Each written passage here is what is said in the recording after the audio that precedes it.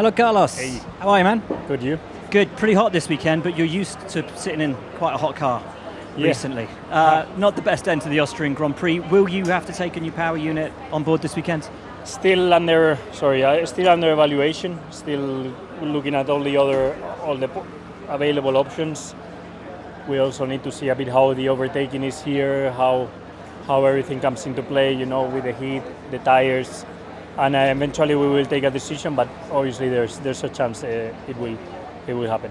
I know it wasn't the result that you deserved in Austria, but how much positivity do you take out of that race, given that for the first time this year, in a straight one-on-one battle, Ferrari and Red Bull, you guys had the absolute upper hand, straight line speed, strategy, everything was perfect. Yeah, it was a bit of a pretty big shame, no? Because I was just starting to get a bit of momentum. I was coming from my first win. I had just finished P2 in Canada, fighting for the win again in Austria. So I felt like my year was starting to get a bit into a rhythm, and then suddenly a power unit failure that cuts that momentum completely. And it might involve penalties, it might involve starting a bit from scratch. It hasn't been an easy first half of the season for me, but now we're starting the second half, and I hope that it can be a lot smoother. How much positivity does the team have coming into this weekend? Do you think it'll be a circuit that suits you? You said with the temperature, with the smooth nature of the circuit, and also how much fear is there over Mercedes, who are sounding incredibly optimistic about this weekend? Well, I think Mercedes, it's been a few races now that are in our race. We cannot underestimate them, because at the start they are in the mix, and then when we are thinking about stopping, they're always in our pit window. And Mercedes definitely is in our race, and looking into Silverstone and looking into, where was the other one? Barcelona. They were pretty much same pace, or at some stages faster than us. So it's a race where I think the Mercedes we're gonna have to take them into account for sure.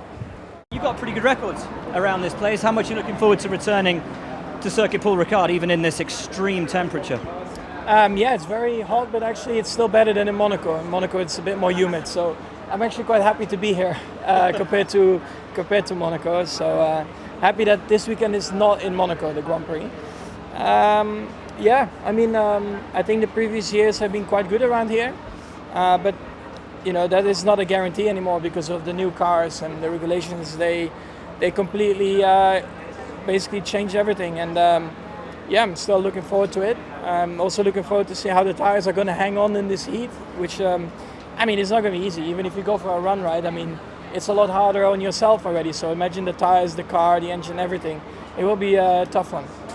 It will be tough. Track limits were a big question in Austria. They're sure to be here as well, just given the nature of this circuit.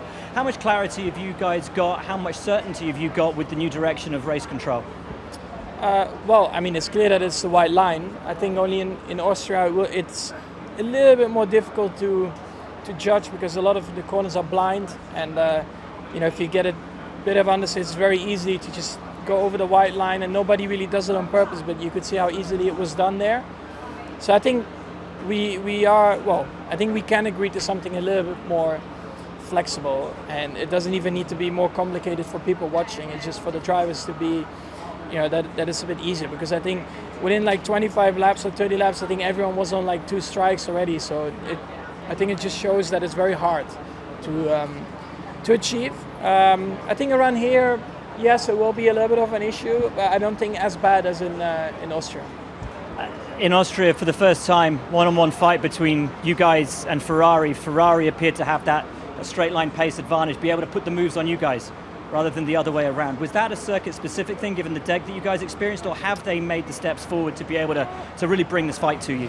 I do think that we made a few wrong calls in Austria in hindsight, but of course with a sprint weekend format, it's very hard to change that after FP1, and I think we learned a lot from it. I think our top speed was still alright, but when you're losing in the corners a bit more than you would like, then it's always going to be a tough day, and that's what happened on Sunday. So I hope with the things we learned that we are back to our normal form, which even when we are in normal form, I think is still going to be very tight for a race win. So I expect the same here.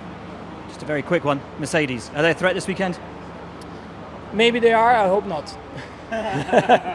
Joe, tough weekend in Austria last time out. Was that track specific, or was the direction not quite where you wanted it to be in Austria? Yeah, I mean, I think it's a bit more like as a team we struggle with the pace over there. I think the first thing was quite clear, it was the end of the straight line top speed compared to the main competitors. Obviously, Austria is a very short track, and every 10th, even 100 matters there. So, yeah, I think we didn't play out the best for us, the track layout, and also I think in qualified the strategy, we only did one run on the last set of tyres, which I was struggling with the tyre temp. So, yeah, all that consideration obviously put us in a difficult window for the race, and also, yeah, exactly. How do you think things will play out for you this weekend? Because you've been on such a strong run of form. Yeah, obviously Silverstone is kind of catch us in our break after a decent kind of progression. But yeah, coming to this weekend, not amazing weather, but super hot weather probably be better for us in terms of just trying to hold up with the tyre, the deck we're going facing. I think in the hotter or warmer conditions in general for Alfa Romeo is the team is being more stronger. So hopefully everything will come to the end. But again, I think with temperature of this, we have to do a lot of saving in the race as well. I think so. I saw some comments from the team during the week. They said you've ticked every single box they could have asked you to tick, which is a great thing to hear. How do you feel about your season so far, obviously, as we get towards the summer break? Yeah, I mean, if I look back to it, I'm quite impressed of the job I have been done, and also the progression I was being able to make from Bahrain and onwards. But obviously, yeah, for 11 races or 10 races down, I just felt like I have went through every single thing that as an F1 driver would went through in 10 years, having quite a lot of reliability issues forced me to retire the race, but that's part of the game. And then having a big shunt already in this early stage of career, obviously it's not the nicest things, and I definitely think we would have scored more points if we don't have that many DNFs. But yeah, we was able to at least ticking all the targets, one through Q3, scoring points 2 times. So yeah, I'm happy in that way, and we show good speed and momentum going forward.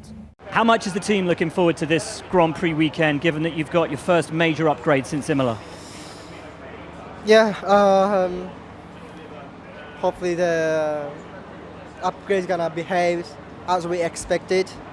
Based on what people said, it's quite big, and also what upgrades that I felt in simulator is quite so far looking good. So hopefully it won't be like unexpected things happen, but we'll see.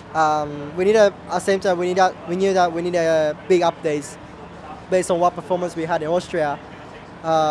It's quite bad. So yeah, I think we need to come back stronger. Yeah.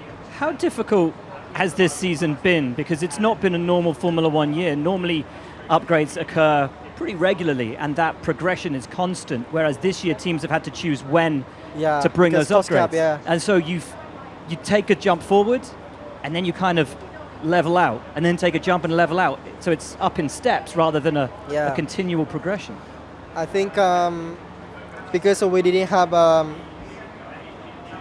major updates since from Imola, because we didn't understand fully about the car. We have to first know exactly what the limitation is, and I like that way rather having a small updates every race week, because anyway we have a cost cap and we have to be within that cost cap. And if you have consistently small updates, you'll run out we're gonna run out the money quite soon. So I like that strategy, and hopefully that's why I'm really looking forward to the upgrades, and hopefully it will work well. And also team expecting quite high. So yeah, we'll see. Yeah.